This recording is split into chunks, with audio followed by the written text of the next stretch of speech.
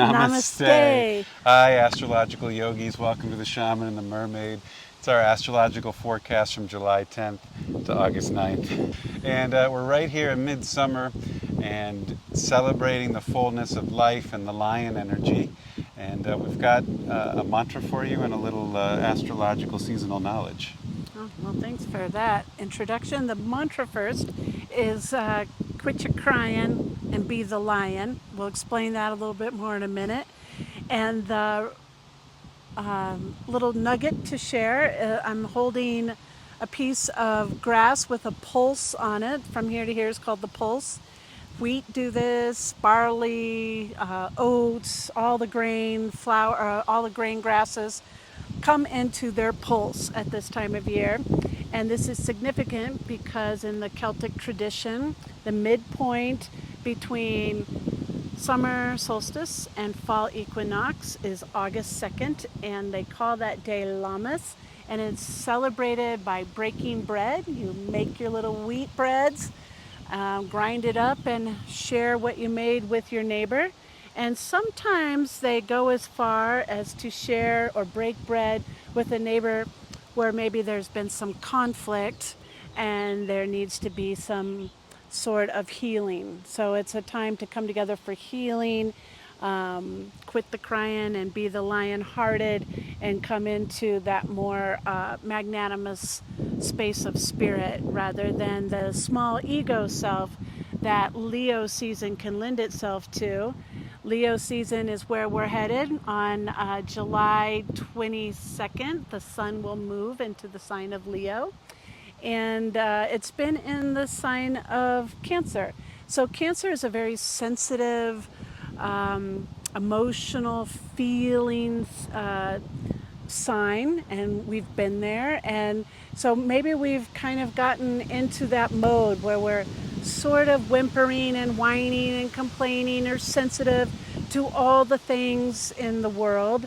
And then when the sun moves into Leo, it's saying, now it's time to walk that lion walk like the king of the jungle and kind of step out of that more emotional energy and walk with pride and be empowered. So quit your crying and be like the lion. The first part of the report is the full moon in Capricorn. What's that about? Well, bundle the Capricorn piece with a few other astrological aspects because they share, in our opinion, similar energies. That Capricorn full moon, Capricorn has to do with walking your talk, being in integrity, being truth, and it's ruled by the planet Saturn, which 2 days later on July 12th goes retrograde until late fall time. And when Saturn's retrograde or the moon is in Capricorn, it's illuminating our authenticity, our authority, if we're in alignment with great spirit or our high self or our Hridayam heart or our lion energy, or if we're not.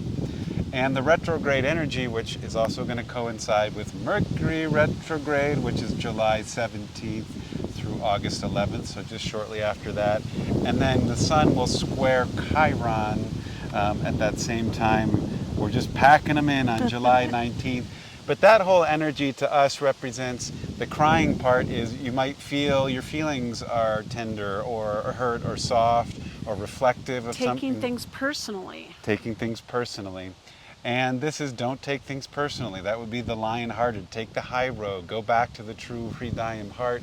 And there's possibility for healing when you take that road. Unfortunately, when you get stuck in the crying, while there's nothing wrong with it, a good cry can be healing, but when you're stuck there too long, you're stuck. You spin in your victimization or your martyrdom or the pity party. And so you have to get out of that eddy. You got to kick out and then get back on solid ground and walk that lion walk through the jungle with your heart lifted, courageous, confident. The sun is home in the sign of Leo. So the sun is coming into its essence. And same day that the sun moves into the sign of Leo, the moon will go into its home sign of Cancer. So the sun and the moon both go into their exalted places where they feel very comfortable, very much themselves. It's like mom and dad are happy. So peaceful, such equanimity, such sattvic energy, to use a Sanskrit word. Take advantage of that day on 2/2. See the balance there even in the numbers. That's the day the sun moves into Leo, and happy birthday to all the Leos. Unfortunately, or maybe you can look at it as advantageous to work through some things, but the very next day is a big square between Venus and Mars, the masculine and the feminine. So if mom and dad are home in their signs, then the kids, the brother and sister, are squaring in the backyard. They're not taking advantage of the peaceful parents. What is with the sun or the square between Venus and Mars? It's a square by sign between Gemini and Virgo, which are both ruled by Mercury, who is retrograde at this time.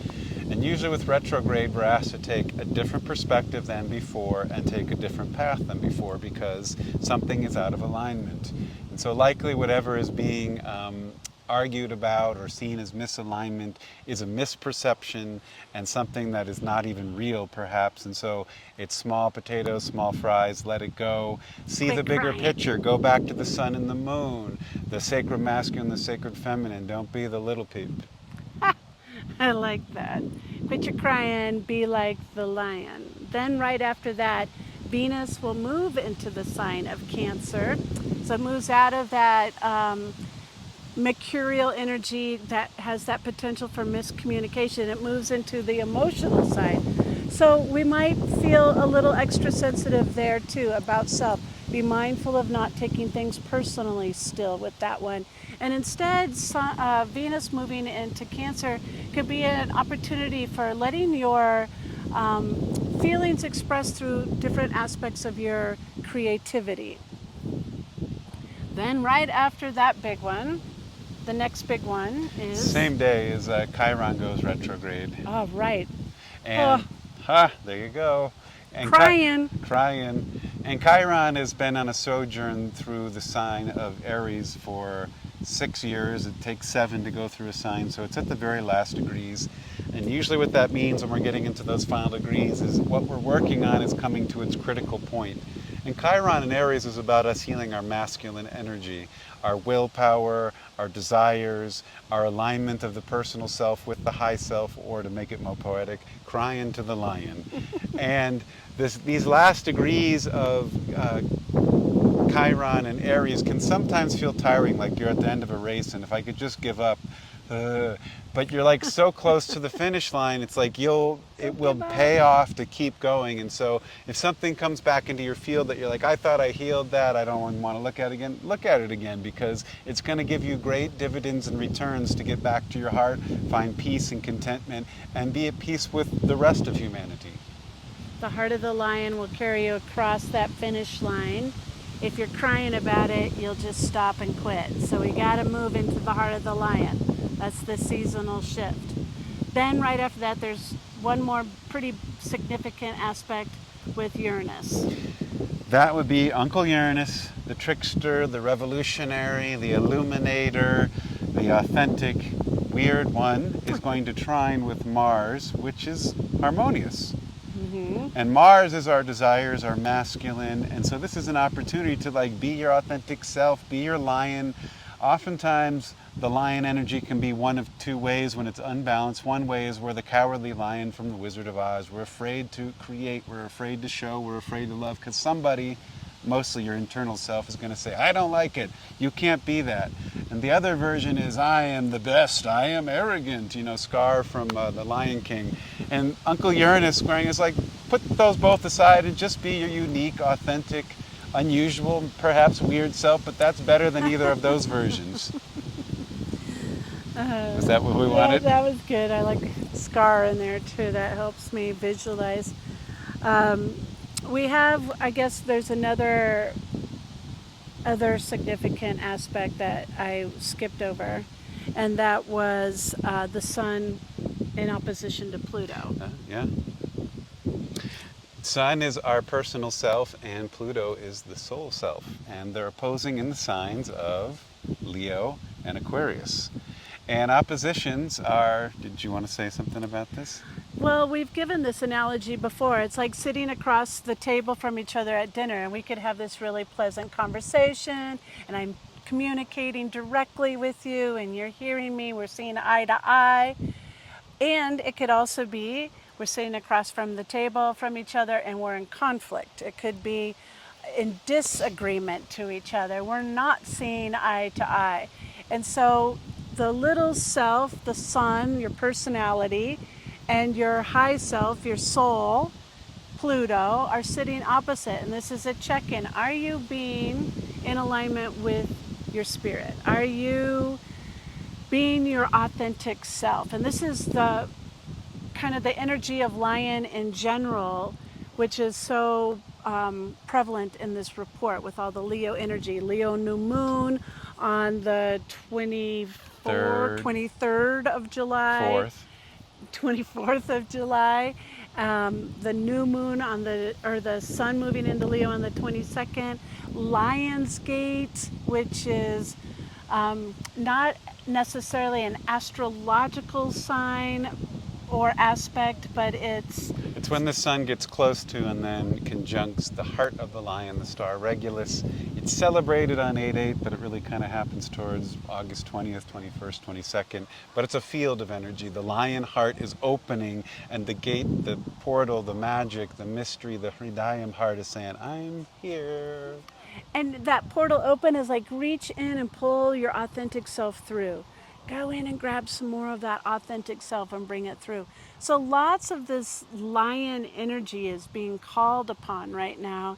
And when we have some of the opposition against Pluto, it's really checking in. Are you doing this? Are you in alignment? Is the way you show up in the external world matching what you are internally at the truest, deepest self? And we want to make sure that our outward sun personality is shining, matching exactly what we're offering from our spiritual heart inside. Amen. So that's a big one. That's why I didn't want to pass that one over. And then that will bring us up to the next full moon that will come back to you on the full moon in Aquarius on August 9th. Until then, quit your crying.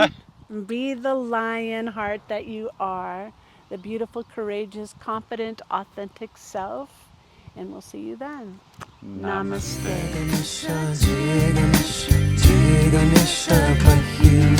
Shri Ganesha,